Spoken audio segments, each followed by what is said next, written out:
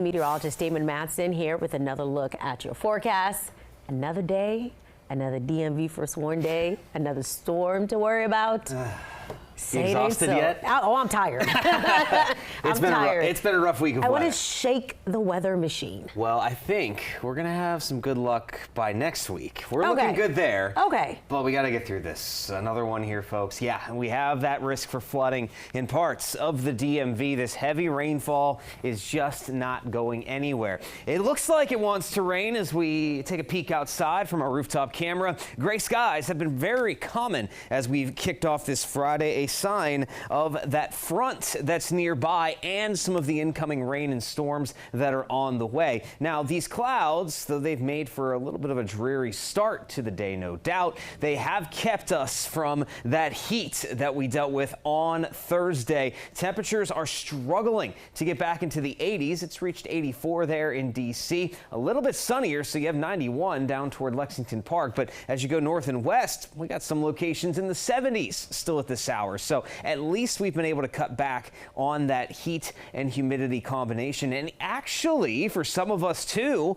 with that front dropping south of the area, hey, we have some dew points in the 60s. No doubt it's still muggy, but this is a little bit of an improvement compared to how excessively humid it's been over the last several days. But don't get me wrong, folks, this is still enough moisture in the air for that heavy rainfall to move in and develop and impact some of us later on. That wide view on the radar shows that it's relatively quiet here at home, but just looking out over the mountains of West Virginia, we got some heavy rain crossing near Morgantown and Clarksburg. It's starting to nudge into far western Maryland through Garrett County, even Mineral County there in West Virginia, seeing some wet weather. And if this batch holds together, that'll be our first wave of heavier rainfall we'll experience later on. And unfortunately, we are expecting more than just this first wave by the end of the day. The excessive rainfall outlook has been slowly ticking up over the last 24 hours. Like I mentioned earlier, take a line, draw it from the Potomac River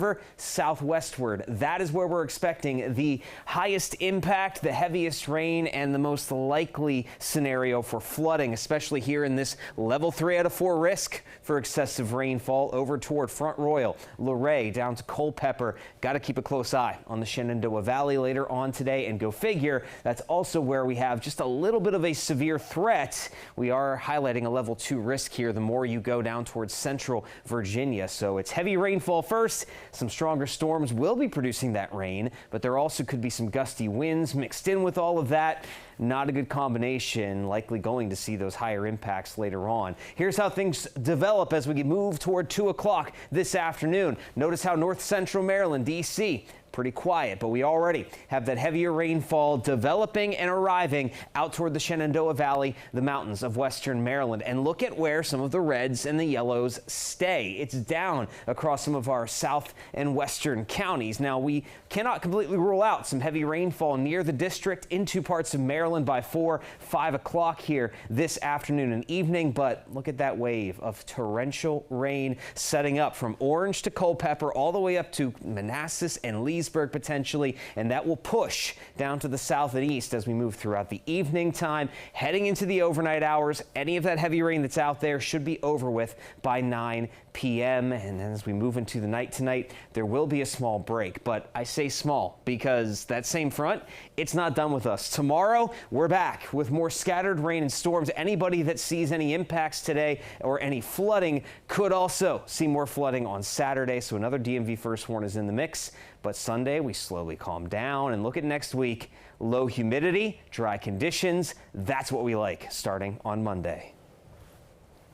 Damon, thank you. Well, it